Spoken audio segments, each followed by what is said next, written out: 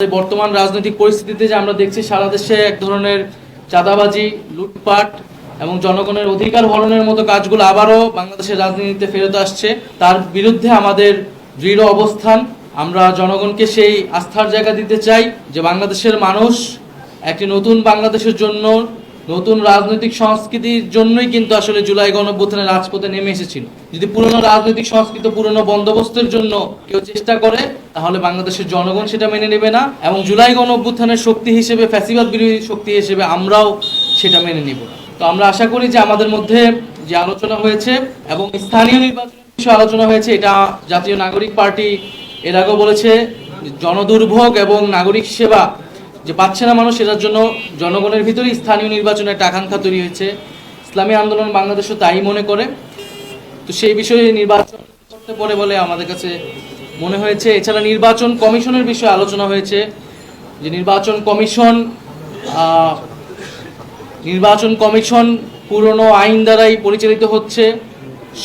সংস্কারের যে বিষয়টা, সেটাকে পাশ কাটিয়ে কেবল নির্বাচনের প্রস্তুতির কথা বলতেছে। এই বিষয়গুলো জনমনে এক ধরনের সংশয় তৈরি করছে। সরকার একদিকে সংস্কার কথা বলছে, জুলাই সনদের কথা বলছে, তার পাশাপাশি নির্বাচনের কথা বলছে, কিন্তু নির্বাচন কমিশন আবার সংস্কার ছাড়াই নির্বাচনের কথা বলতেছে। তো আমরা এই বিষয়গুলো, নির্বাচন কমিশনের যে সংস্কার হয়েছে সেটার পুনর্গঠন, এই বিষয়গুলো নিয়ে আমরা আলোচনা করেছি। এই জুলাই গণঅভ্যুত্থানে ইসলামী আন্দোলন বাংলাদেশ স্বতঃস্ফূর্তভাবে, প্রত্যক্ষভাবে রাজপথে অংশগ্রহণ করেছে, জনগণের অধিকারের পক্ষে, ফ্যাসিবাদের বিপক্ষে লড়াই করেছে। আমরা কাঁধে কাঁধ মিলিয়ে সেই সময় লড়াই করেছি এবং আমরা মনে করি যে আমাদের লড়াইটা শেষ হয়ে যায়নি। আমাদের যে জুলাই গণঅভ্যুত্থানের আকাঙ্ক্ষা, প্রত্যাশা এবং নতুন রাজনৈতিক বন্দোবস্ত প্রতিষ্ঠার জন্য যে সংস্কারের পথে আমরা এগোচ্ছি, আমরা মনে করি সেই রাস্তায় আমাদের এখনো সেই ঐক্যের জায়গাটা ধরে রাখতে হবে। তো সেই উদ্দেশ্য থেকেই মূলত এই বৈঠকগুলো আমরা বিভিন্ন রাজনৈতিক দলগুলোর সাথেই বসছি, আলোচনা করছি। তা আমাদের যে বিচার, সংস্কার এবং গণপরিষদের এজেন্ডা, 3টি এজেন্ডা রয়েছে, আমরা সেই বিষয়গুলো নিয়ে আলোচনা করেছি। আমাদের বেশিরভাগ বিষয়ে ঐক্যের জায়গা আমরা খুঁজে পেয়েছি।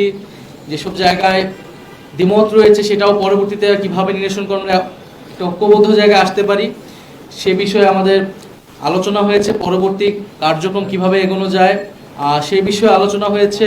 দুই পক্ষেই সংখ্যানুপাতিক নির্বাচনের কথা জোর দিয়ে বলছেন, ওনাদের যুক্তি উপস্থাপন করেছেন। আমরা বলেছি এই বিষয়টা আমরা বিবেচনা করব, আমরা আলোচনা করব।